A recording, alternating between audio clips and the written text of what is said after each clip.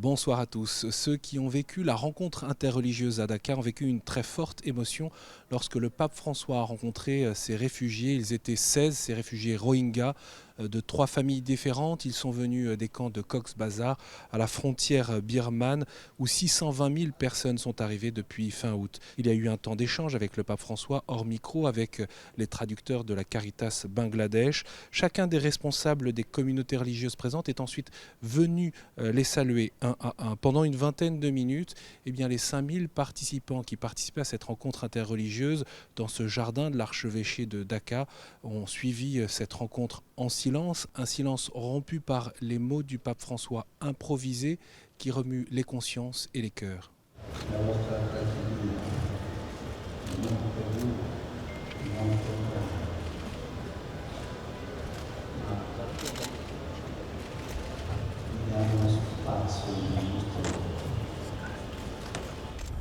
Nome di tutti, di quelli che li perseguitano, di quelli che hanno fatto del male, soprattutto nell'indifferenza del mondo. Chiedo perdono. Cari fratelli e sorelle, il relato ebreo-cristiano della creazione dice che il Signore, che Dio, ha creato l'uomo alla sua immagine e somiglianza. Tutti noi siamo questa immagine, questi fratelli e sorelle anche. Cari fratelli e sorelle, soltanto facciamo vedere al mondo cosa fa l'egoismo del mondo con l'immagine di Dio. Continuiamo a fare del bene loro, aiutarli. Continuiamo a muoverci perché siano riconosciuti i loro diritti. Non chiudiamo il cuore, non guardiamo da un'altra parte.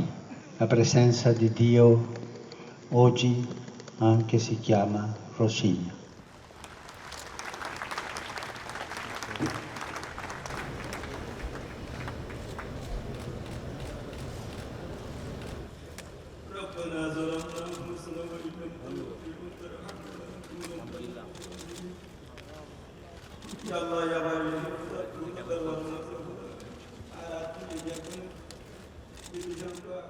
Après l'interpellation de la communauté internationale hier, eh bien, c'était donc aujourd'hui le temps de la rencontre pour le pape François. Quelques mots sur les échanges qui ont précédé. C'était comme un pèlerinage dans l'âme du peuple bangladais, pour reprendre les mots de l'archevêque de Dakar. Chacun, musulman, hindou, bouddhiste, chrétien et représentant de la société civile, tour à tour et selon leurs traditions, ils ont exprimé leur désir de paix, d'harmonie, dans un Bangladesh multiethnique, multireligieux et multiculturel, où la liberté religieuse est un principe fondamental. Tous les intervenants ont aussi condamné l'extrémisme et le terrorisme islamiste qui affectent le pays depuis plusieurs années. Que cette rencontre soit un appel respectueux mais ferme, a indiqué le pape, à qui cherchera à fomenter des divisions, de la haine et de la violence au nom de la religion. Pour le Saint-Père, cet esprit d'ouverture entre les croyants, c'est le cœur battant d'une culture de la paix.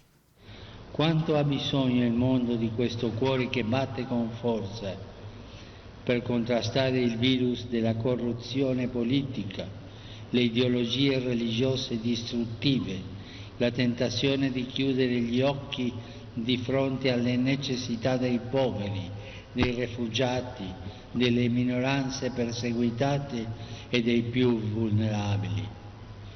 Quanta apertura è necessaria per accogliere le persone del nostro mondo, specialmente i giovani, che a volte si sentono soli e sconcertati nel ricercare il senso della vita.